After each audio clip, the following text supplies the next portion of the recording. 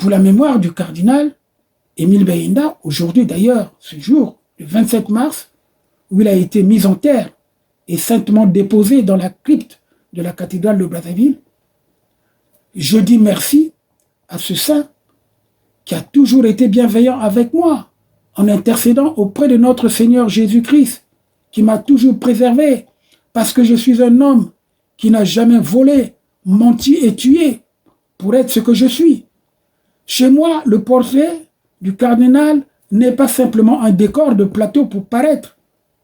D'ailleurs, je vous révèle que le cardinal se manifeste beaucoup dans ma vie.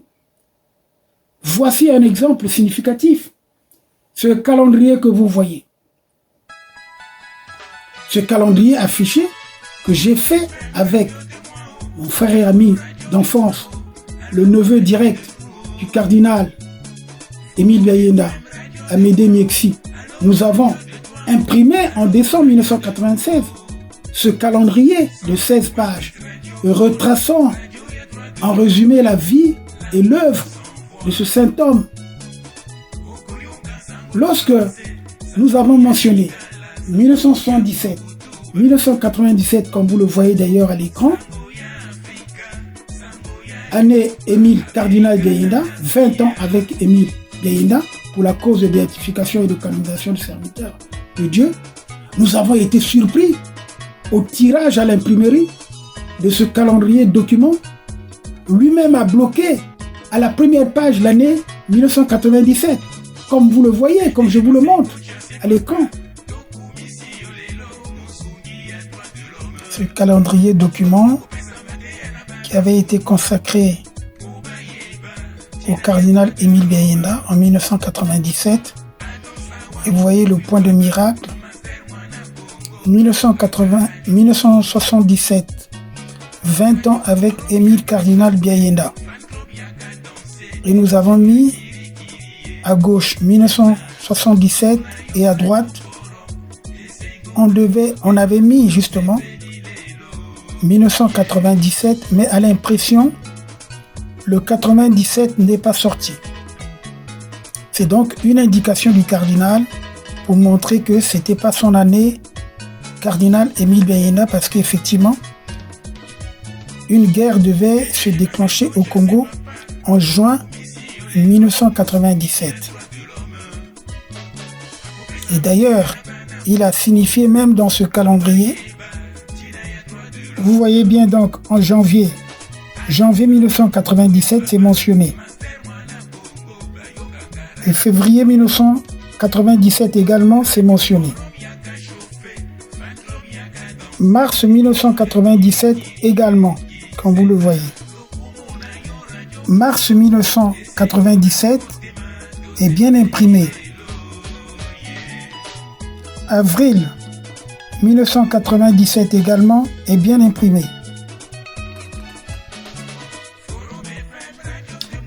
Mai 1997 est aussi bien imprimé, comme vous le voyez bien. Mais vous voyez là, sur cette page qui devait imprimer donc le mois de juin 1997, le cardinal nous a fait un clin d'œil en nous signifiant que finalement 1997 c'était pas son année, parce que en juin, vous savez très bien, il y a eu une guerre qui a été déclenchée le 5 juin et qui s'est terminée en octobre, le 15 octobre de la même année 1997. Donc ça ne pouvait pas être son année. Voilà pour nous montrer comment le cardinal nous a fait un clin d'œil et comment le cardinal nous assure justement sa protection et sa bienveillance. Lorsque nous avons fait ce calendrier, on ne savait pas effectivement qu'il devait se passer une guerre en 97. Donc, pour nous, c'était 20 ans avec Émile Cardinal Bayenda. Donc, ce calendrier a été édité pour la cause de béatification et de canonisation du serviteur de Dieu, Émile Cardinal Bayenda. Et nous l'avons envoyé justement à l'archevêché à l'époque. Donc, il y avait Monseigneur Barthélemy Batontou qu'il avait reçu. Je pense que Ce document doit être dans les archives justement de l'archevêché. Mais nous avons, si vous voulez, l'original, puisque c'est nous qui avons édité ce calendrier de 16 pages. Je peux énumérer les autres pages que vous allez voir que tout a été imprimé. Donc après le mois de juin, vous avez vu là qu'il n'était pas imprimé. Là, le mois de juillet est bien imprimé. Le mois d'août également est bien imprimé comme vous le voyez. 97, 20 ans avec Émile Cardinal Biayenda, donc pour la cause de béatification et de canonisation du serviteur de Dieu Émile Cardinal Biayenda, qui nous avait fait un clin d'œil pour nous montrer qu'effectivement, le calendrier qui était consacré justement à ses 20 ans depuis sa disparition, et nous avons voulu que les 20 ans soient l'année Émile Cardinal Biayenda, mais malheureusement, il nous a signalé, et sans le savoir d'ailleurs, que ce n'était pas son année, puisqu'il y a eu la guerre, comme je l'ai dit tout à l'heure au début. Donc, comme vous le savez, nous faisons des choses en apportant des preuves. C'est pas en venant raconter n'importe quoi. D'ailleurs, quelqu'un s'est posé la question pourquoi j'ai fermé l'immeuble du Cepalo. Mais j'ai fermé l'immeuble du Cepalo pour une simple raison. Parce que je ne veux pas que les gens souillent le sanctuaire consacré à notre saint Émile Cardinal Biayenda, que j'ai bien connu. Et je me suis attablé avec lui au repas familial dans la rue Jeanne d'Arc, chez son cadet papa Antoine, après sa création cardinaliste. Et je lui rendais également visite à la cathédrale. Il m'a béni peu avant mon départ en France pour mes études et m'a confié un exemplaire de son récit et de son arrestation, sa détention, sa torture et son jugement de février à mars 1965. Alors, lorsque